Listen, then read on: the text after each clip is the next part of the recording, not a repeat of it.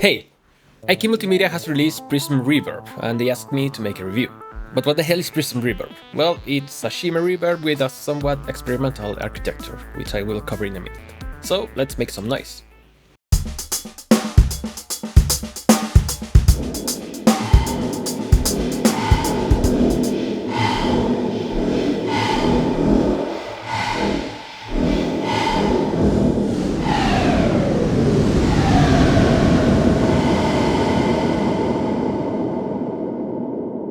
Don't forget to subscribe to the channel and give this video a like if you enjoy what you're watching today. For us YouTubers, that's the most important thing. Thank you so much. So for the shimmering effect, we have two pitch shifters that can go up or down, 24 semitones or 2 octaves. Not only that, the pitch shifting has an optional feedback, and when you turn it on, it will affect again the signal.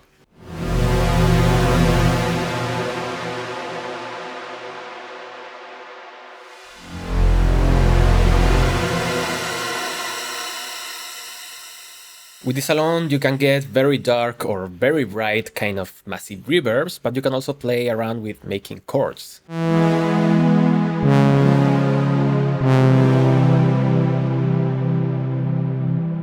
What's interesting is that you can also pan each of the pitch shifting independently. But what's the experimental architecture that I mentioned? Well, it's not like it's very experimental, but it's interesting and a little bit different from other reverbs. It lacks controls for the pre-delay and the decay. You only have the size and the diffusion.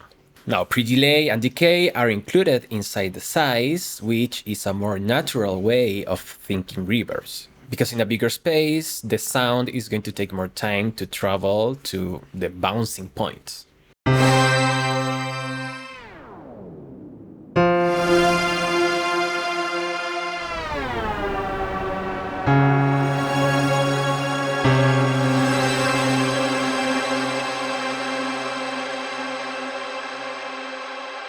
Now, personally, I miss a pre-delay option because I like to create huge spaces but that sound immediately. Still, it's not a deal breaker and it makes sense with the rest of the plugin.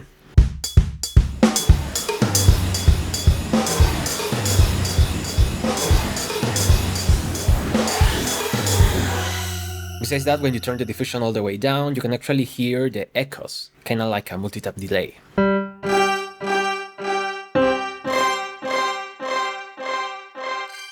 Now, what's kind of conservative in terms of depth is the modulation, because when you turn it all the way up, it's still subtle. That's fine because it can get noisy, but on the other hand, it's super fun to create sounds like this manually.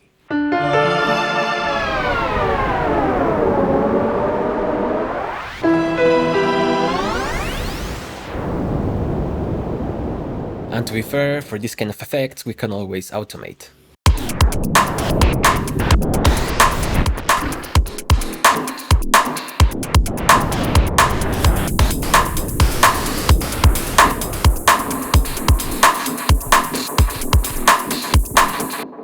Now, as you can see, the reverb and the pitch shifting are fed into a feedback signal that will affect the intensity and also the decay of the effect.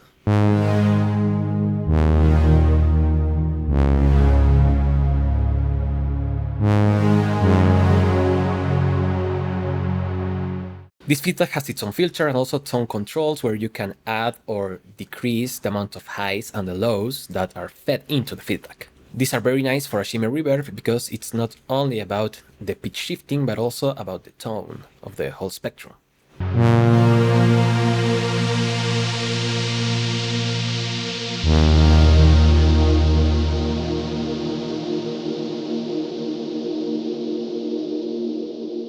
So as you can see, I like a lot the effect, otherwise I wouldn't be making a review. But there's one thing I haven't mentioned. This is part of the T-Rex 6 bundle. I use a lot this bundle, I especially like the compressors and the tape machines, but originally it was made more for like mixing and mastering. Not only that, it's also known as an analog emulation bundle. So it's nice to see that they're getting a little bit more experimental with the effects that they offer.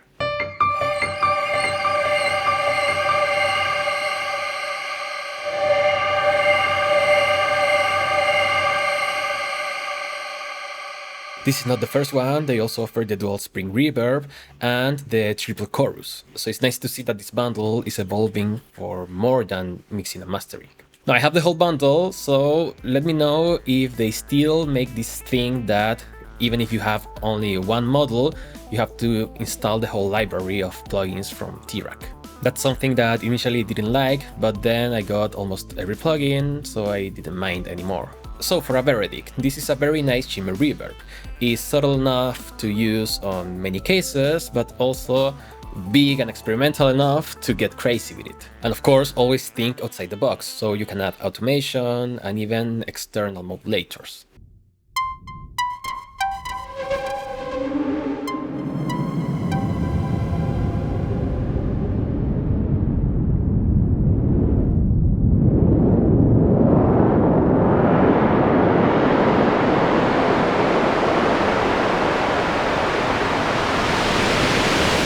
But as always, more important than my opinion is yours, so I want to read your comments down below. Thank you so much for watching, I will see you next time, and bye bye!